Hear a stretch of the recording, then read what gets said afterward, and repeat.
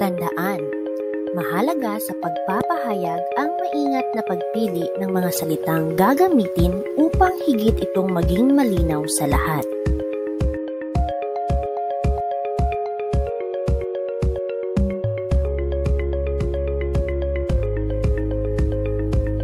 Kagaya na lamang sa pagpapahayag ng sanhi at bunga gamit ang mga hudyat upang maipahayag ito ng may kalinawan.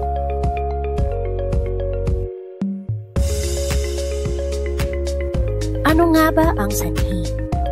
Ito ay nagsasaad ng dahilan o pinagmulan ng pangyayari.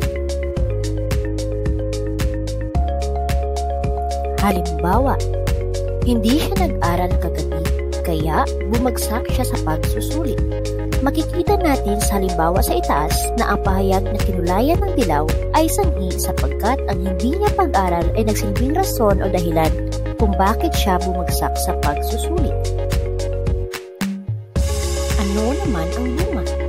Ito ay naglalahad ng kinalabasan o resulta ng pangyayari.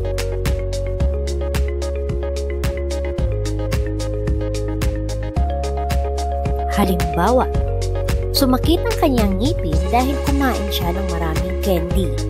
Makikita natin sa ikalawang halimbawa sa itaas na ang pahayag na kinulayan ng dilaw ay nagpapakita ng bunga sapagkat ito ang naging resulta sa pagkain niya ng maraming candy.